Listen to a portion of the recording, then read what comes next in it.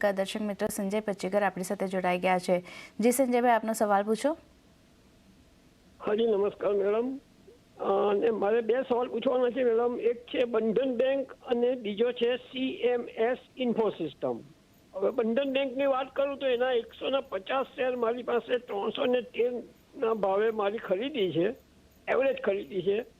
અને ઘણા લાંબા સમયથી આ શેર હમણાં તો બહુ ડાઉન છે। તો એક તો ગૌરાંગ સાહેબ પાસે એનો મારે ફંડામેન્ટલ વ્યૂ મને અપાવો કે એમનું ફંડામેન્ટલ આ બેંકનું કેવું છે।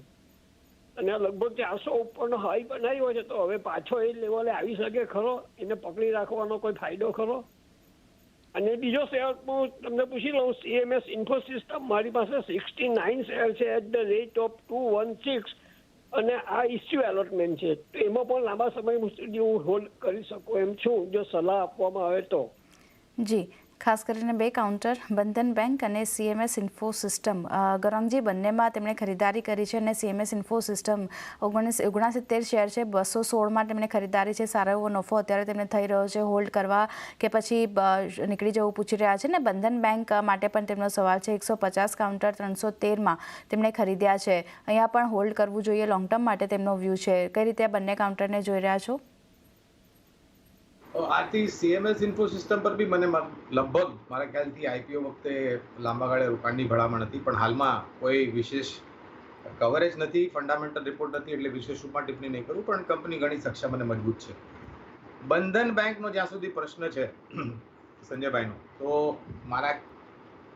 અમારા બી પહેલા ઉપરના તરફના લક્ષ્યાંક હતા, પણ જે રીતના નિરાશાજનક પરિણામ નિરંતર આવી રહ્યા છે આથી એને જોતા હાલમાં તો તમે જાળવી રાખો।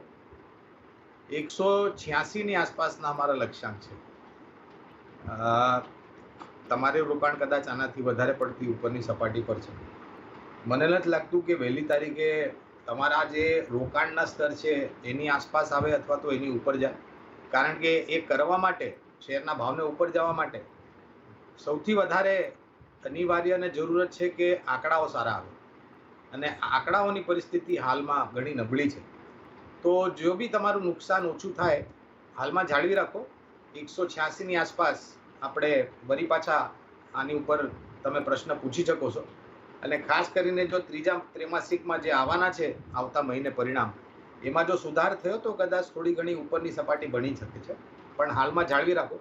થોડું હાઈ રિસ્ક હાઈ રિટર્ન જેવો ઇન્વેસ્ટમેન્ટ છે આ।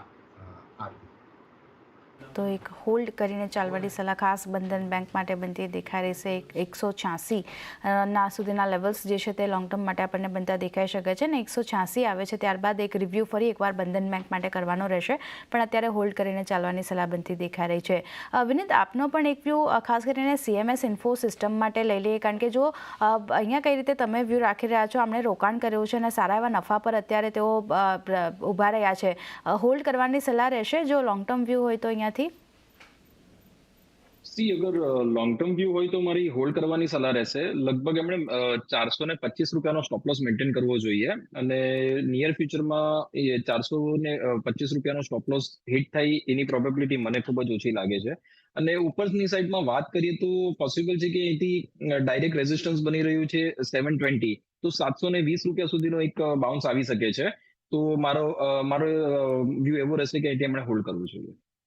ઓકે, તો ચાર્ટને જોતા CMS ઇન્ફો અત્યારે હોલ્ડ કરીને ચાલવાની સલાહ બનતી દેખાઈ રહી છે। જો તમારો લોંગ ટર્મ વ્યૂ છે તો 425નો એક સ્ટોપ લોસ તમારે અહીંયા ધ્યાનમાં રાખવાનો છે, ને ટાર્ગેટની વાત કરી લઈએ તો 720 સુધીના લેવલ્સ તમને અહીંયા બનતા દેખાઈ શકે છે।